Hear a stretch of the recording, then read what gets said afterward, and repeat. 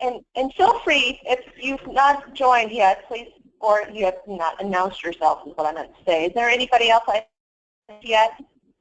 Steve Russell from Massachusetts. Oh. Hi, Steve. Welcome. Yeah. Great to have you, Steve. Thanks for joining.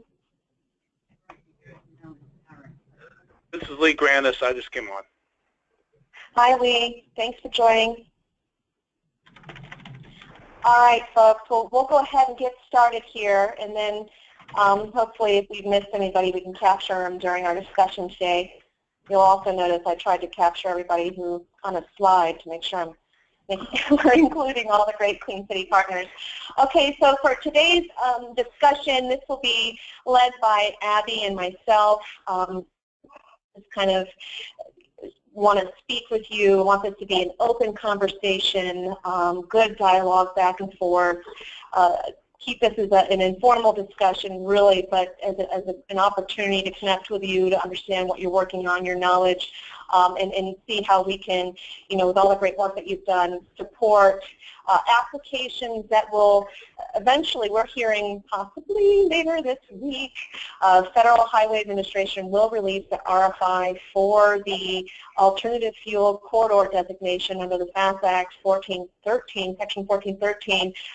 As many of you who've been participating in our work group calls know that this has been something that we've been focusing on in our last work group discussions, really as an opportunity to arm work group members who are thinking of submitting an application, or hopefully we can encourage them to submit an application, to kind of start putting resources and information together to best support an application. And then that's why we're calling this meeting today with all of you is, look, what's going to be important, as much as we know with this RFI, is understanding what existing infrastructure is in place.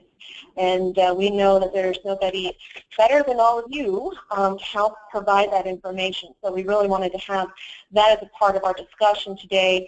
We also would love to kind of learn from you what existing relationships you might have with your respective DOTs and MPOs, and if you are working with them on a potential application, or maybe you've started the discussion in anticipation of the RFI coming out.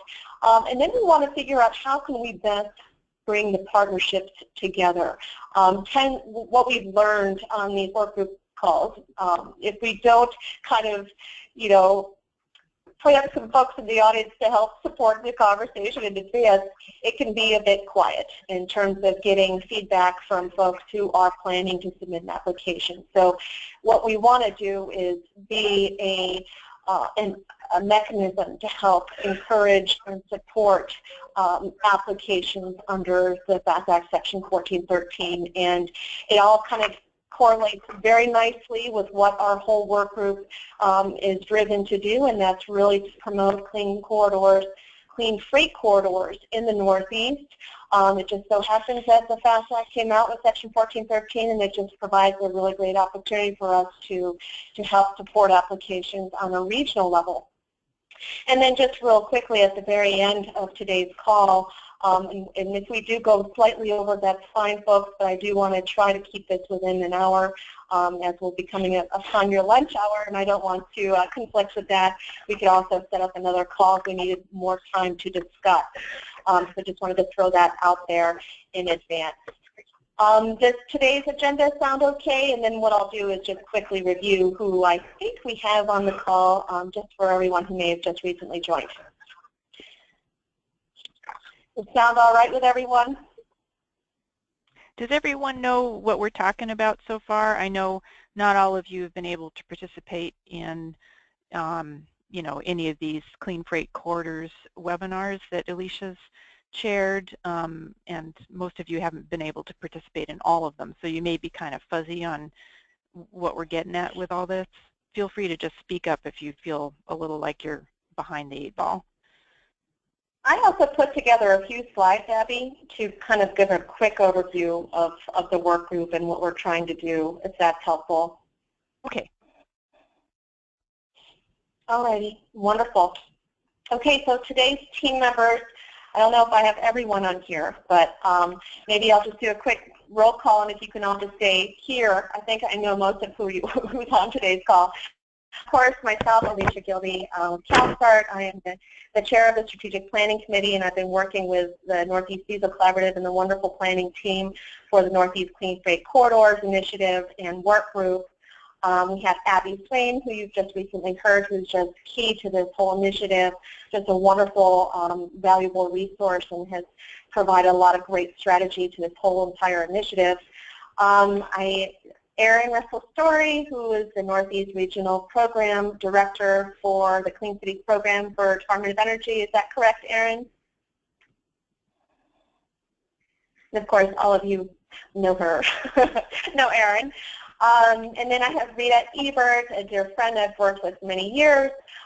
She's from the Greater Long Island Clean City Coalition. We have Barry Carr, who is in the background of a golf tournament. Bless your heart, Barry. Christina, I don't know if Christina's joined us yet. Christina, have you joined us? And Christina and I have worked and have known each other for a number of years, who's here in the New York City. I'm in New York City, so she's in for the Empire Clean City Coalition, but I'll make sure to connect with her on today's discussion. We have Jennifer Saponis from the Capital District Clean Cities. We have Chuck Feinberg from the New Jersey Clean Cities, Lee Grannis from the New Haven Clean Cities. We have Jean Perez from the Norwich Clean Cities, Steve Russell from Massachusetts, Wendy Lux from Rhode Island. Is Dolores on the call today? I don't know if Wendy and Dolores is going to be able to join us today. We have Abby Blissing. I don't know if she was able to join us today, but she did ask if I could record this conversation, so we'll make sure that she gets it. And then Caroline, thanks so much for joining us. And then last but not least, Ben Lake from the Maine Clean Cities Coalition. Wonderful to have all of you. Am I missing anyone? Okay, this is a great group. All right, let me just quickly do a quick overview, and I'm going to try to keep this real quick, and then Abby, fill in where I miss out. So many of you may have participated and joined us late October of last year for the Northeast Diesel Collaborative Partners meeting. We had a special Clean Corridor Congress session that focused on the need to better coordinate and plan and promote clean corridors within the Northeast as an opportunity as a diverse stakeholder group to collect feedback on what are the current barriers that confront us in the Northeast in terms of promoting and aligning clean corridors, and understanding what are the opportunities and how we can collaborate and move forward together as a group. And so thereby, as an outcome of our Clean Corridor Congress workshop during our partners meeting, we decided to create this initiative, the Northeast Clean Freight Corridors Initiative. And really the idea was to bring together a multi-stakeholder partnership to promote effective coordination across Northeast states to plan for and develop clean freight corridors to advance high efficiency, low emission alternative transportation technologies across all modes of transportation. So we have formed a really great work group. We have probably about 230, Abby, correct me if I'm wrong, but in terms of work group members that we've invited to participate in our discussions. Just to kind of give you a quick overview, of course we have our Clean City partners, but we also have the state DOTs, we have MPOs, we have various Department of Environmental or Energy offices, we have various advanced tech and industry partners, including port, rail, truck, freight, construction, off-road, and various other kind of planning organizations or consulting firms that are like-minded in terms of supporting clean transportation in the Northeast. So we have a really great diverse group of folks We've had a number of webinars so far that have brought us through various levels of understanding in terms of what do we need to better have a grip of as we look at freight, as we look at funding opportunities, as we look at existing infrastructure, and as we look at these potential clean corridor applications that will be submitted through the FAST 1413. So just real quick, I don't want to spend too much time on going over all the objectives. I kind of given you a little bit of a high-level overview of what we're trying to do, but what we really want to do is just figure out how we can better work together. We understand that freight doesn't move independently within one state. It typically is crossing borders. So how do we best align our resources and our planning activities to better strategically promote infrastructure that will accommodate clean transportation technologies and help us reduce petroleum reduction, help us improve air quality, help reduce congestion, look at how we can promote efficiency across all modes of transportation. This work group is also an opportunity where we really want to build awareness and educate folks and provide resources as well as connecting one another to each other. And then looking at how we can take actions as a work group to help better align and plan for clean corridor designation and clean corridor development. So this whole idea of this work group is really to support stronger coordination. And I think so far we've been seeing some great results and certainly have received great feedback on how important this type of initiative is to folks that are kind of learning about this for the first time or trying to get a better sense of how they can get involved and how they can make an impact. And so we want to certainly, through this, as we look at the Section 1413 applications, which is kind of our more near-term, priority, we also want to look at funding in the future that could help support projects that promote clean freight corridor development. So that's another aspect to our work group. And then in the fall, November 2nd through the 4th in Troy, New York, and RPI, we are going to have a day-and-a-half workshop. That day is set. We're now in the process of planning for that workshop, and certainly would love to bring all of you who are interested in the planning activities of this workshop. But this will be a real important opportunity to bring everyone who's been participating in these work groups to see how we've progressed against all of our actions and our levels of understanding, as well as the applications under FAST Act Section 1413, and then really to map out a kind of an action plan, if you will, for how we're going to continue to work together and plan ahead as we promote clean freight corridors in the Northeast. So that is going to be a really good opportunity. We really want to keep this workshop in November discussion focused and an opportunity for folks to really talk to one another and really engage and really create those partnerships. So this is just kind of a quick overview of the work group webinars that we've had so far. Abby, on our last work group discussion, gave a wonderful report on kind of the key takeaways that we learned from our first 4 webinars. And then our last webinar, which we had on June 23rd, was really kind of talking about, okay, folks, we need to get prepared. The Federal Highway Administration will be releasing their RFI. What do we need to start doing in terms of understanding what we've learned so far and how we're going to possibly apply that to an application, and how can we help you? How can our regional partnership help your unique applications so that we're promoting regional goals to promote clean freight corridors in the Northeast? And so then our next one that we're going to have on the 28th here, and forgive me, I need to revise this little the title here. This is actually going to be a part 2 to designating alternative fuel corridors. But what we want this next work group call to focus on is, one, we've learned that the RFI will be coming out this week. So we want to make sure that, one, we give folks an overview of the highlights of the RFI and what the application is going to require for clean corridor designation, and what that means for folks that are interested in applying. And then what we wanted to do for folks that may not be as knowledgeable or aware, it's really an opportunity to talk about, okay, well, what are the existing infrastructure projects along what corridors, and where is there the best potential in terms of what what corridors we want to designate in the application, what would give them the best eligibility for designation. And I think that's where we wanted to pull all of you together to have a really good, good conversation on what you know, what you're working on, and what we want to make sure that we educate our work group on. And so then you'll see we'll probably have a couple more work group sessions following July 28th. Of course, our workshop will be in November, so I anticipate we'll probably have a couple other work group calls before our workshop in November. But anyway, this kind of gives you an overview of where we've gone, where we started, and how far we've progressed. So when we first kind of had our Clean Corridor Congress, we wanted to present to folks kind of, a high-level understanding, and this is thanks to the Alternative Fuels Data Center with the U.S.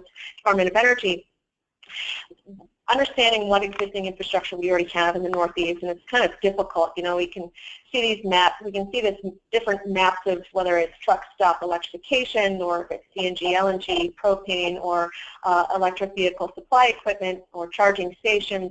We do have some good infrastructure in place, and it's just understanding where they're located and along what corridors and how that might help a partner application. So you may have all seen this and have your own maps that you're working with, but we're really looking forward to talking with you today and understanding what you think about the existing infrastructure within your respective states and how that supports corridors that should be considered for an application.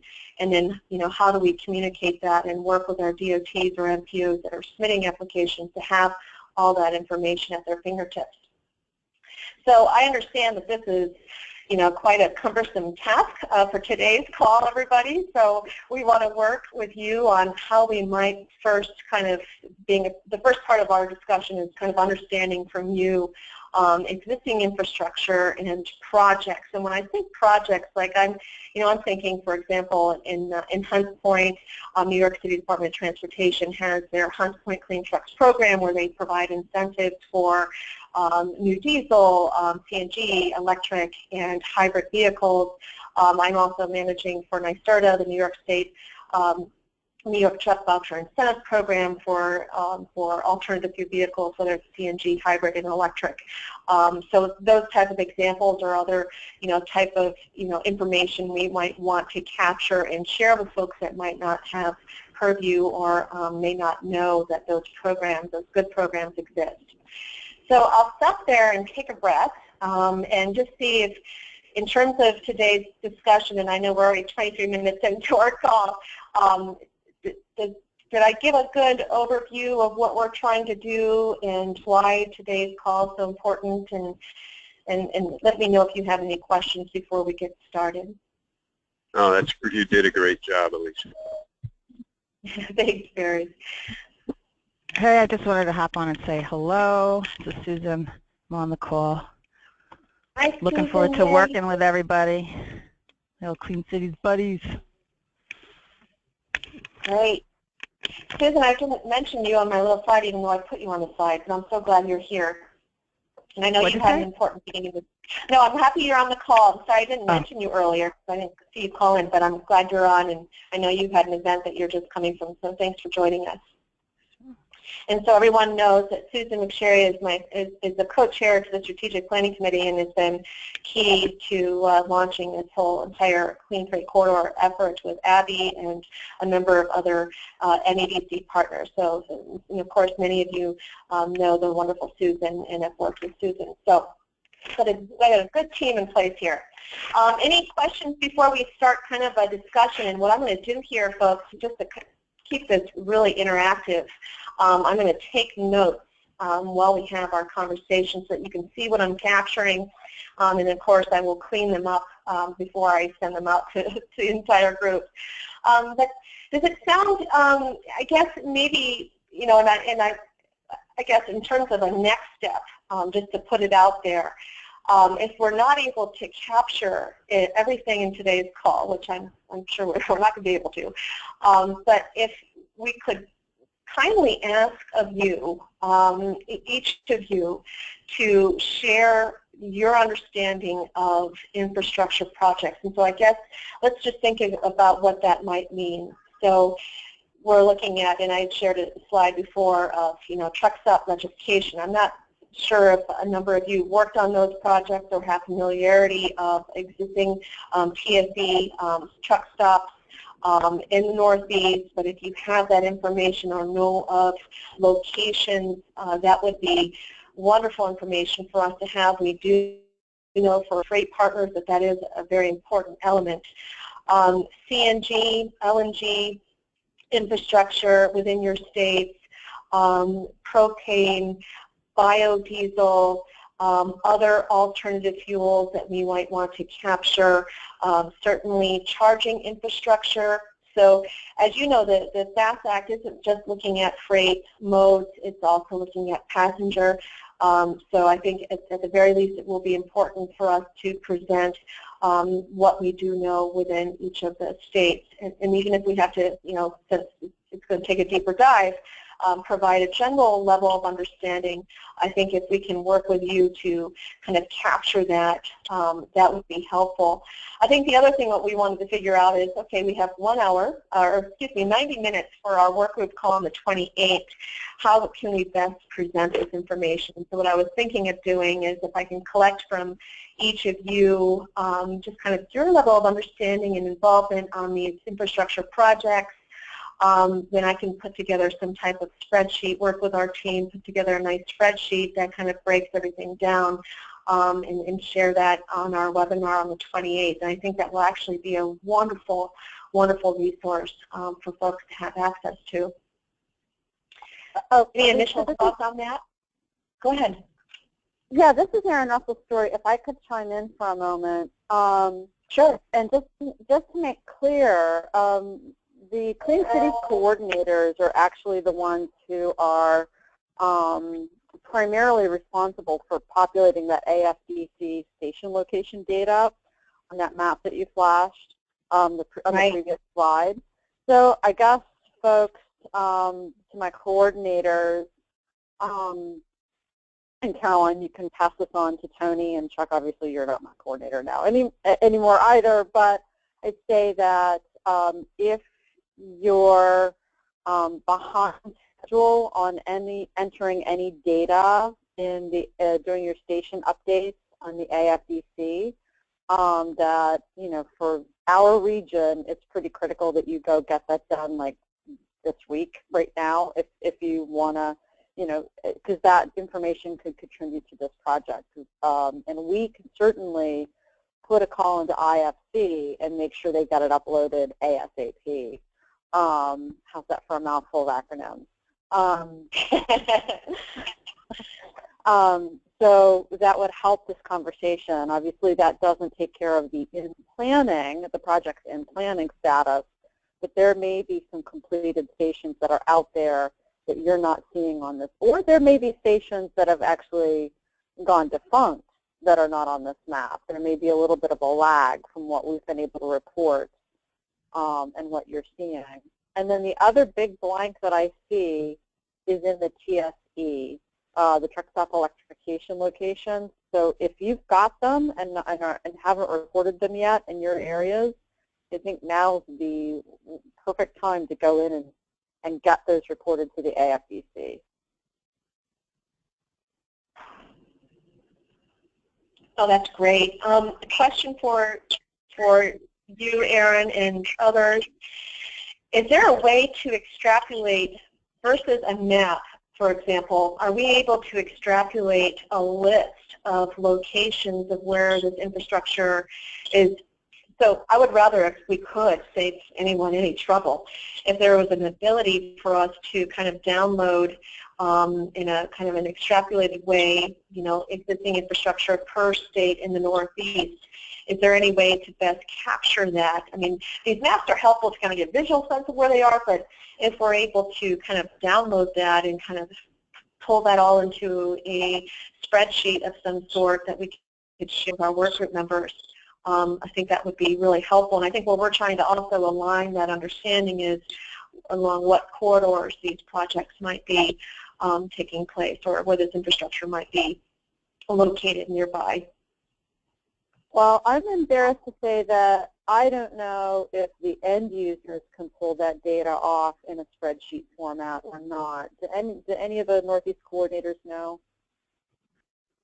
Yes, this is Ben from Maine. You can. If you go to the website and you search, you can search by state. You know, I've got it pulled up in front of me, and under search, like for instance, you can put in, and then you go to the bottom and just download spreadsheet of matching stations. So I believe anyone can do it. I'm not logged in or anything, and I've got access to it right here. And it'll come out as an Excel sheet that has, you know, lists every single station and all the details that are in it from the AFDC. Ben, that's awesome. Thanks for that. That's great. Is there address location as well, Ben? Do you know? I think so, yeah. I just opened it right now for Maine electric vehicle stations. And yes, it has the first couple columns have the name and the address and the city, state, yeah, all that stuff. It's pretty detailed. Even latitude and longitude as well. Oh, wow. That's pretty awesome.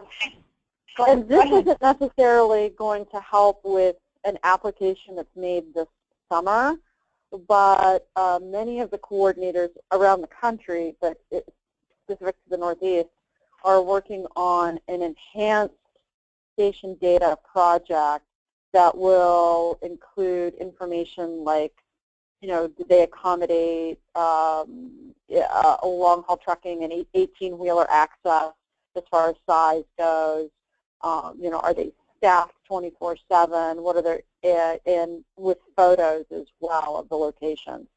That's not going to, like I said, that's not all going to be available this summer because it's still a work in progress. But as we move forward in corridor development, that will become available in the coming months. Okay, great. Go ahead, Abby. I was just going to say, Erin, that's terrific. And because the group that Alicia and I are kind of spearheading right now is all about freight, I think the idea that you would be highlighting which types of vehicles, be they passenger or commercial, can avail themselves of these facilities is terrific. And I'm wondering if there's something written anywhere about this coming phase that we could distribute to the folks who are involved in the Clean Freight Corridor Workgroup so they know that someone's kind of trying to take care of this and it's something that they could draw upon in the future? Or maybe you could mention it on the 28th. Just as I can mention on the 28th. I'm thinking that I could pull, yeah, I can pull together some vague language. I mean, just understanding that, you know, we're, so, like, for example, Lee is taking care of many of the stations in Connecticut, and I think that we've tried to break people up into some geographic areas and teams, so it's not going to be 100% coverage. But yeah, I think I could, you know, if you need written language later down the road, I can certainly provide that, and I can absolutely say something on the 28th. Okay, yeah, we'll take it step by step like that. Good. This is Lee. Can you hear me? Yeah. Yes. Yeah, but primarily this is fueling stations now. Don't get it mixed up with TSEs because I don't think that's part of our thing. But, Wow. but we are responsible for keeping track of those things. But it's not part of the enhanced looking at the fueling stations that many of us have responsibilities for. Correct. Okay, thanks.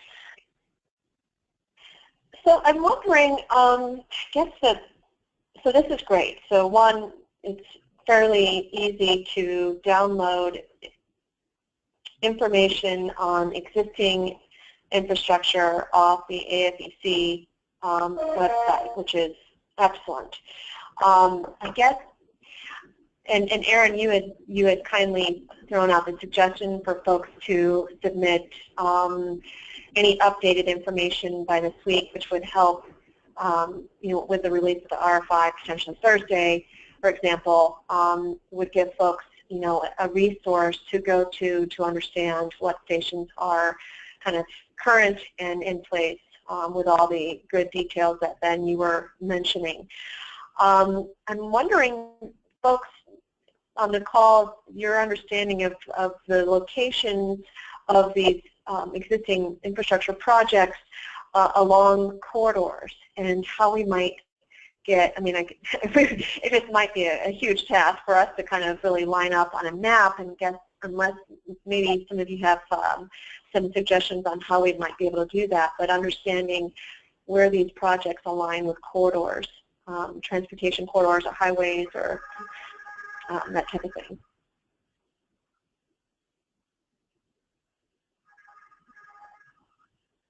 And I guess, you know, my thought is, and again, I don't want to create work unless you guys are, you know, willing to spend a little time on it, but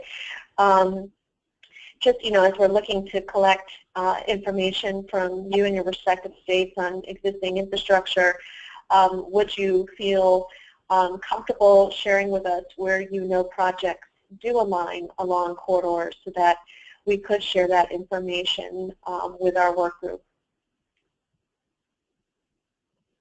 And Barry, just for example, Barry was wonderful in kind of sharing existing stations along I-95 corridor, which is definitely going to be a dominant corridor for consideration for Alternative Fuel Corridor Designation. You know, we're also looking at the kind of the Northeast Triangle corridor and kind of other major corridors in the Northeast, and I think we're, you know, where it's a little struggle and it's kind of a puzzle is kind of understanding what those existing stations are along those major corridor, important corridors. So I guess, you know, how can we kind of collect information from you as it relates to that? Because that will be very helpful as we share that information with work group members.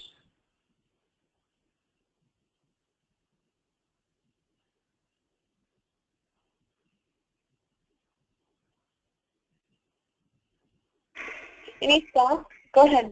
Sorry.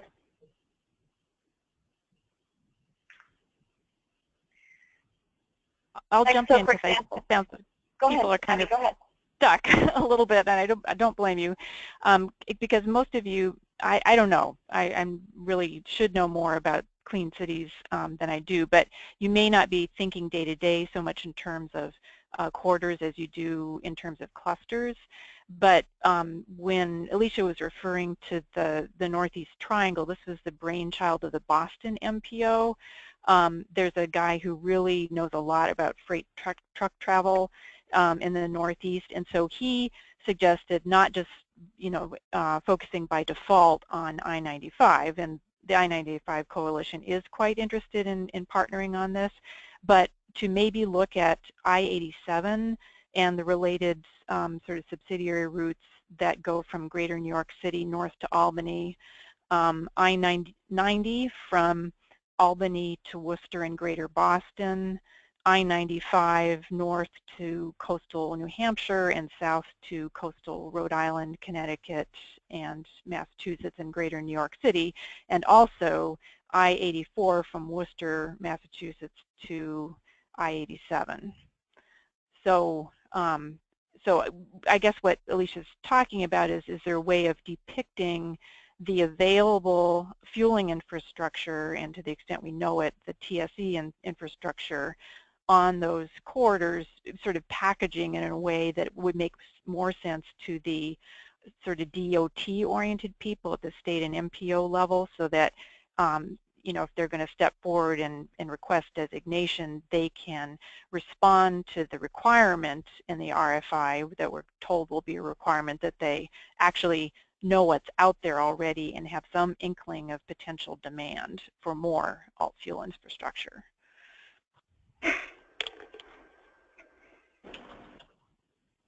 This is Lee. I don't have an answer to that, but I have something else I want to talk about MPOs. So when you get through this little piece, I'd like to say something about trying to organize all these organizations. Okay? Yeah, this is Susan. I was just going to ask, has anybody reached out to any of the Clean Cities organizations or vice versa if you need, agency lead on any of this? I mean, you guys, have done a lot of the work and co-manage projects, to get some of this stuff built. Are your station owners looking? Have you had any conversations with the providers already about this, and also have you linked up with any government agencies in your areas regarding this? Have you had those conversations? This is Lee. One of the things that really, in light of what you were just talking about, is the MPOs and their structure. MPOs and the state DOTs, they have a relationship, but they're pretty. In my state, they're independent, so to speak. They represent their towns and their region within the state. And I was wondering, is there an MPO association that maybe we could get into and talk to them? Because when you start dealing with DOTs, they got their own agendas, and they got their own ideas on what they want to get involved in and what they want to let other people in on. MPOs are a little bit easier to operate with, and that's one piece of it. The other thing is that we need a good map to depict this stuff. We need somebody to come up with a map that's really easy to read with the data on it. So we start showing this to people, we got something that's, we don't have to spend hours explaining to them what it is we're showing to them. Those are my two. Sorry, Lee, you go ahead. I'm done. Okay, this is Jen from Capital District Clean Cities in Albany, and we're based in the MPO. And I've talked with my director about the clean fuels corridors, and this has not been a huge topic of discussion on the director level statewide. There is a New York State Association of MPOs. We do actually have an upcoming, there's several working groups, one of them of which is the climate change working group, where maybe this would make like a good presentation to them. There's also the directors, which would be good to kind of loop in with them. And then there's the National Association of MPOs. So I know that we kind of, we go back and forth with DOT, and sometimes we wait on bigger things like this for their direction. But I mean, honestly, there hasn't been a lot of conversation about this project besides me talking to my director about it. So. Well, nobody knows what to say either without the solicitation being out. Right. Hey, this is Chuck. This is Chuck. I think the focus on MPOs is valid, but as I recall in one of the earlier conversations that we've had on this, it needs to be a state agency that is making this submittal.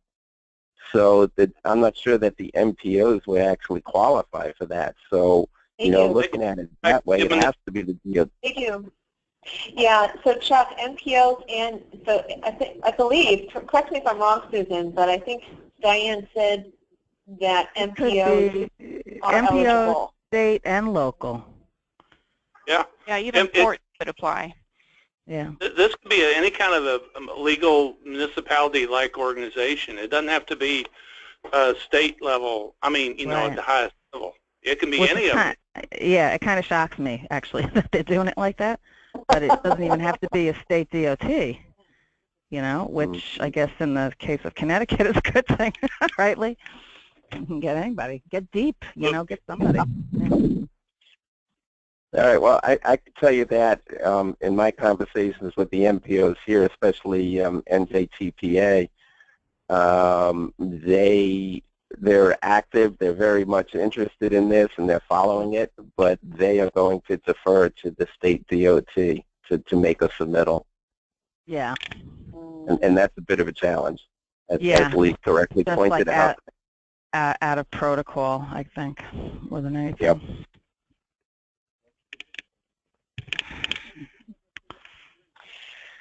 I'll just pipe up. This is Ben in Maine. Our Clean Cities Coalition is hosted in a regional planning organization that, or a council of governments that also hosts our MPO, similar to Jen in the Capital District. And I'm not exactly sure where they're at. I think the MPO, honestly, I haven't had any direct conversations with the director about it. My guess is this isn't really on their radar, or if it is, it's not prominent, or I would have heard about it. And I suspect that they too would probably defer to the state. I mean, the most prominent corridor in our state would be the 95 corridor.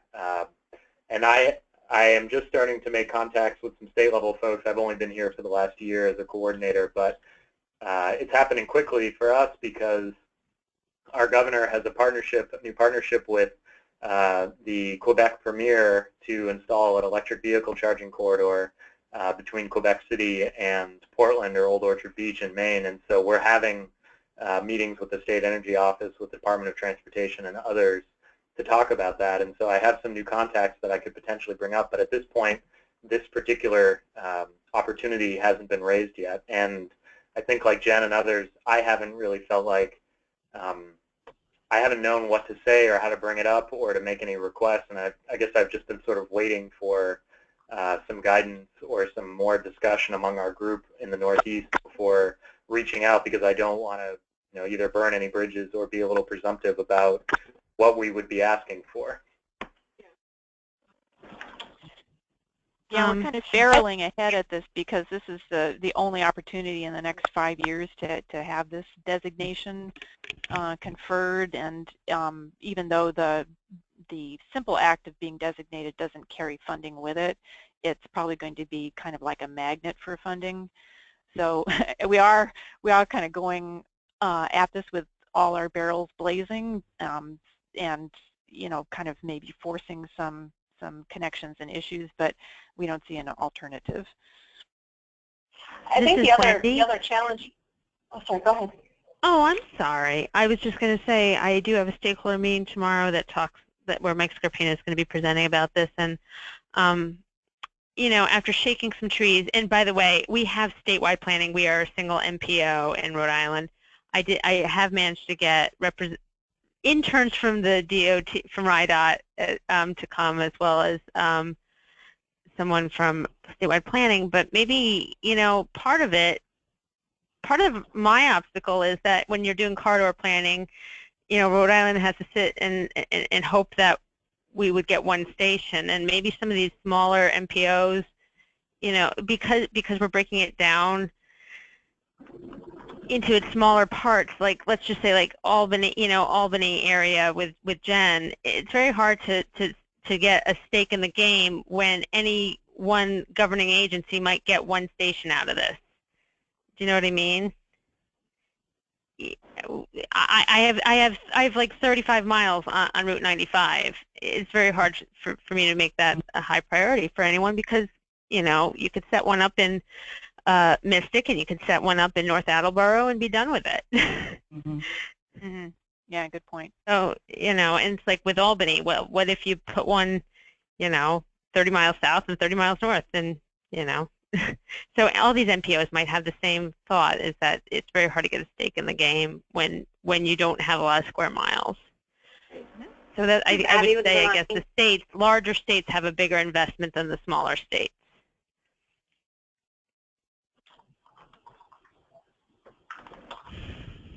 Yeah, here in. Maybe we want to get one MPO along the whole stretch to be the leader in this, and let them orchestrate it amongst all the others, to include the states. Maybe one strong MPO, because you're not going to get any stations out of this right off the bat. All you're going to do is get recognition of the corridor, start with, and then you can build on that later. So nobody's getting anything out of it other than just that total recognition. And maybe we look for a leader in this whole group up and down the corridor to let them do the bidding with their counterparts in each of the states, which might be easier, and then let us be partners with them, with everybody. I see it as a way to leverage. Just to leverage the work that's already been done. I think that's the best maybe approach with this too, you know, for you guys, for Clean Cities. I mean, you know, getting this teed up right is a good thing for the Clean Cities groups, I think. Yeah, this is Erin. I have to agree with what Susan said. So it seems to me, if that's the approach you're going to take, is finding kind of one regional lead entity, which I can understand your logic, but either making sure that that's an entity that houses a Clean Cities Coalition, or that has a very, very solid working relationship with one or more Clean Cities Coalitions. I think that that's probably stating the obvious, but I would think that that would be imperative. Mm-hmm. I think what I was trying to say was that here's the big challenge we have, and what I'm learning from like Ben, like you were saying, and what others are saying in terms of just not really aware of the opportunity or don't have enough information to kind of begin preparation for the anticipation of applying for a corridor designation. The issue we're going to have in front of us is a 30-day window to complete and submit an application once the RFI is released. So it's a very short window of time to pull a lot of important information together. Even if you're just a state DOT submitting for it, it's going to take a lot of kind of work to prepare for it. So even thinking about a regional application, which we've discussed as a collaborative, how we might be able to support, you know, a regional application. We're not a state agency. Maybe there would be a state agency that would submit an application on behalf of the Northeast Diesel Collaborative. But, you know, what would be the most effective and appropriate route to support an application on a regional level? Because what we've been hearing so far from a number of folks is that we're not, you know, either one, they don't have enough information or know if their DOT plans to or MPO plans to, and then those that we might be aware of interest of submitting application, even just aligning the stars to get the application, you know, approved by, let's just say, for example, an MPO like NIMTEC. They've been a wonderful partner in this whole work group process and have even included clean corridors as a part of their new proposed state freight plan or their regional freight plan. So this is something of interest that they would like to propose to their work group, their MPO members to support an application on behalf of NIMTEC. But even just getting all that coordination and support and approval, it's just a lot of work. And in 30 days to get it done, my fear is, you know, that it might be a kind of an overwhelming task, or it may not be enough time to encourage folks to consider submitting an application. So that's the other point we've been trying to make very clear, that, okay, let's start, you know, pulling all the information together now. Let's start pulling the partners together. Let's, you know, what can we do to best ready our work group members to get their applications ready once the RFI comes up, because they only have 30 days to get them in. So that's why we were hoping, you know, working with all of you, and also how do we best encourage that they all work with you and connect with you and work together with you on an application, whether folks are interested in doing, you know, an individual state application, or if we were to do a regional application. It's a bit confusing and hard to get your hands around, but, you know, we're trying to figure out how we can best get folks information and then access to partners to, you know, make it that much easier or more successful at getting an application together. Hey, Alicia, this is Jen from Capital District Clean Cities. Would it be helpful if you were to, I mean, the New York State MPO Association, the directors meet twice a week by phone.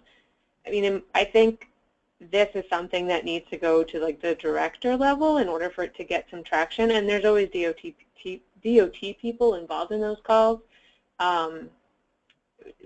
Would, you know, talking on one of those conference calls be something you guys would want to do? Or, I mean, that's only New York State. I know there's other states, but they could maybe kind of get in touch with the other state MPO association.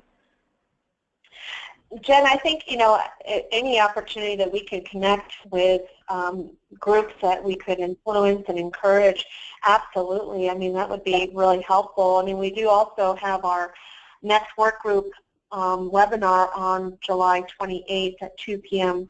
Eastern, an opportunity for us to invite, for example, the MPO Association for the State of New York to participate on that call.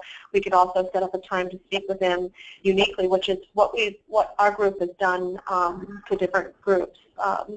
So yeah, that would be wonderful. I mean, that's the other thing too, is how can we help you all in getting this information out there? So I think that would be great, Jen. Okay, I'll get you in touch with someone. This is Ben up in Maine again. Yes, from my perspective anyways, it might be helpful to just have a simple, sending out a few resources to all of us that we could easily forward on to our contacts either at the state level or at the MPO level that would fairly nicely summarize this opportunity and maybe a time frame for what's going to be happening. And I apologize if you sent it out and I haven't received it or I haven't seen it, but I'm just thinking in my own mind, I know of a couple people I can reach out to, but they're going to have questions, and it would be really helpful to just have some simple resources that I could share with them as a follow-up to our conversation, or that I could send out in advance and then call them up afterwards and see if they have any questions. That's a great idea. We were planning to, and we can certainly, we have kind of like a, if you will, a work group charter that describes what we're doing, but kind of in a more broad sense in terms of our overall kind of goals and objectives as kind of a regional partnership to promote, clean freight corridors, not so much on this Section 14 designation opportunity, which we could fine-tune, almost kind of like a fact sheet, if you will, information on what we're trying to do that we could supply you with and that you could forward. The other thing is, as soon as the RFI comes out, our team was planning to quickly pull together a highlight, kind of at-a-glance overview of the RFI that we could share with folks that kind of gives them kind of a high-level takeaways of what's going to be required of the application and what are the eligibility requirements, what makes a successful application, etc., and get that out to the work group members. That's another thing that we could certainly share with the members on this call as well. Of course, if all of you, are on our work group list and will be receiving that email, but that's another thing that we wanted to supply folks with. Would that be helpful? This is Lee. I think well, if the RFI comes out and you we need a fact sheet, what I would call it, and no more than 2 pages if the RFI comes out with enough detail in there so people can mull over a little bit before they start asking a lot of questions. Maybe something that we can get out ahead of time before we start really pushing, contacting people. Does that sound reasonable? Yes. That sounds good to me. I think we wanted to get this out, so this idea of a fact sheet is right in line with, I think, with what we were thinking. We could get that out prior to our work group discussion on the 28th, so that when we all do come together, folks will have at least enough, have been briefed a bit on what it's all about, and it'd be an opportunity to discuss a little further. The only thing, just for folks to know, we of course are not going to be the experts on this RFI. Federal Highways would be the more appropriate entity to answer questions about the RFI. All we can do is present what we know of the RFI. So we'll just have to be careful and make that clear to work group members. Also, I'm not sure if Diane Turchetta or Mike Scarpino are going to be able to participate on our July 28th conference call. They've been asked to not participate in these specific coordinating calls where we're talking about folks who are planning to, submit, or how can we form partnerships and speaking out loud about what corridors, they actually have to recluse themselves of the conversation. So we won't be able to, ping them for, any information or questions we might have on the RFI. I don't know either, Abby or Susan, if they plan to do a webinar specifically on the RFI. It sounded from our call with Mike today that our group actually will be an opportunity for us to highlight FI. So I don't know, maybe we can see if a federal highway person could at least be on the call to help answer questions in the earlier part of the discussion. I think normally in these processes they always have a webinar of some sort. You can almost bet on it's going to happen. They had two leading up to the RFI, in part to get feedback on how to shape the RFI, because there's some sort of controversial facets to it. So one would assume that they'd have a final webinar, but I'm not sure. We'll find out. Yeah, Lee, this is Erin. Just to be clear, that's definitely a DOE required process is to have a webinar. I don't know that it's a DOT requirement though. So I did ask Mike. Mike did tell me that the pre one-page thing about whether the grant would be accepted or not, or if it's a good idea. He says there will not be one of those. So it'll just be the RFI, and then you go straight to the final document. So he did clarify that. No concept papers, but certainly I think any of us could probably check with Mike and Diane or Diane to see what they know or don't know about a pre-application or pre-deadline, webinar. Yeah. I think ultimately, this is Steve Russell in Mass. I think ultimately we have to identify a clean corridor and clean trend. So I think all our heads should be thinking about and looking at in our own little backyards what is an appropriate, clean corridor. Which highways are we going to identify? Because that's really, I think, ultimately what they're going to ask for. And we can dance around where the stations are or where they are not, but where the most traffic is going to be the most important piece, I believe, used by fleets.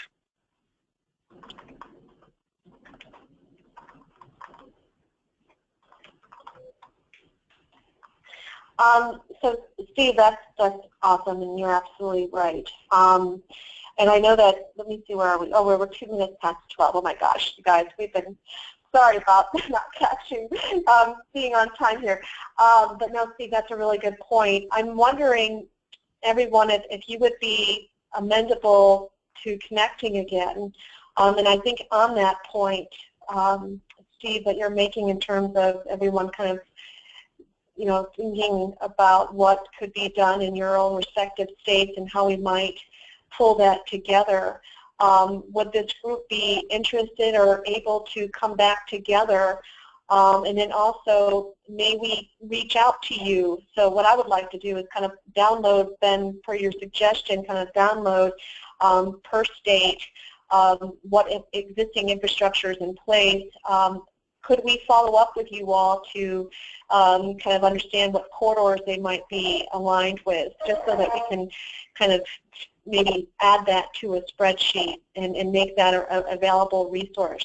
I think, Lee, your point to a map that would, nicely kind of present it, that would be great. I wish we had the resources to do something like that in time for this RFI and application.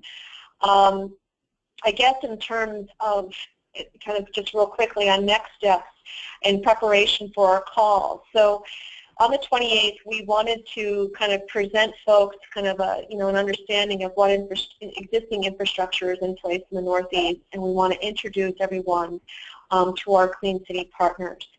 I would love to kind of find the best way to capture that and to do that, and it would be nice to have some maybe just a couple Clean City partners who could represent that part of the discussion, and if we could work with you on that. I think it's extremely important that folks understand the resource and leadership that you all have taken to put these great projects in place and how it really supports this opportunity. And I think it would help folks know that they're not alone on this and that there are folks that have done their homework, that have implemented these projects and have an understanding of its infrastructure and the technologies to work with.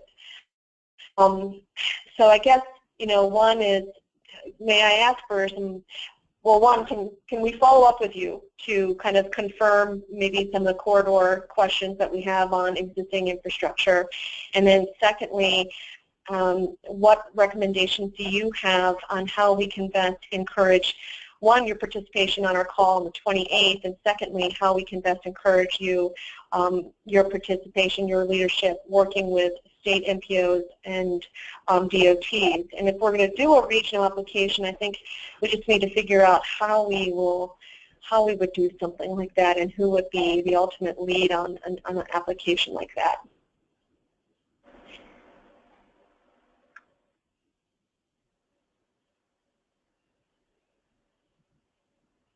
I think the first priority is identifying who's going to be the lead, because that's going to be the key to this whole thing, because we can't even get our 2 cents worth in unless we have somebody that's unauthorized lead.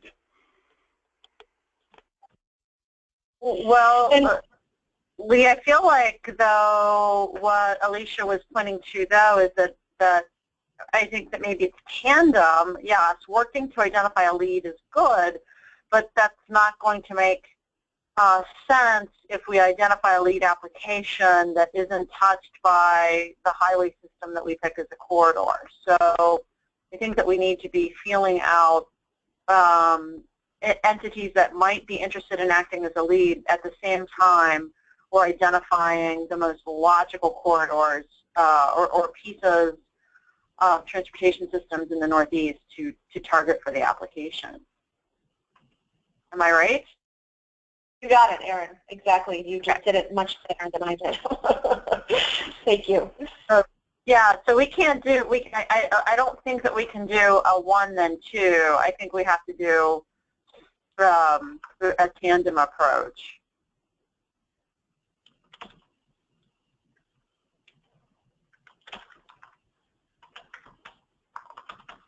And then, of course, the question is how to do that tandem approach. Right, exactly. Well, you can see, I mean, how this, go ahead.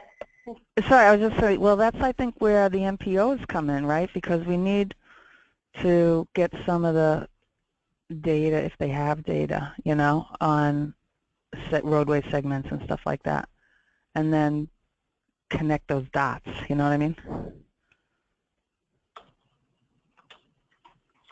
I still assume, no, I think that absolutely. The only concern that I have is, so for example, let's use our friend at MTech. They have to build consensus and support from their members, and that process itself is quite cumbersome.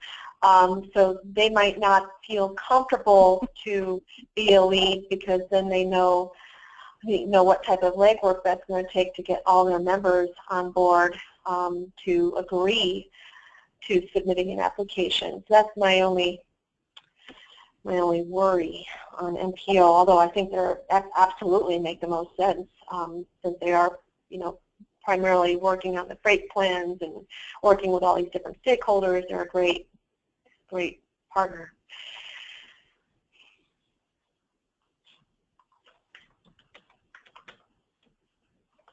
We might have done as much as we can do today because it's lunchtime. And maybe we should just wrap up by kind of having folks seriously consider being on the July 28th webinar. We'll invite you all, certainly.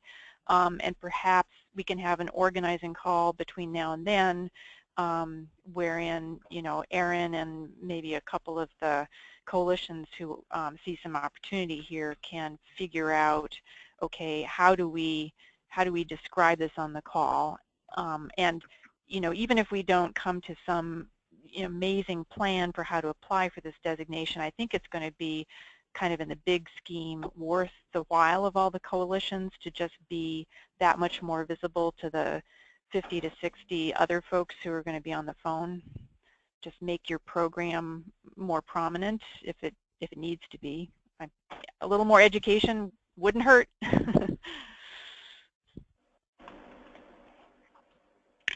Yeah, I'm certainly going to keep talking and keep assisting, and I'm just going to take a moment and remind a lot of the Northeast Coalition. Sorry, Chuck and Carolyn, I don't mean to leave the two of you out, but that's unintentional. But folks, we have been talking about regional collaboration. We've been kind of hinting at portals from many of our last several face-to-face meetings. So now's the time to put the rubber where the rubber meets the road. Time to go and do.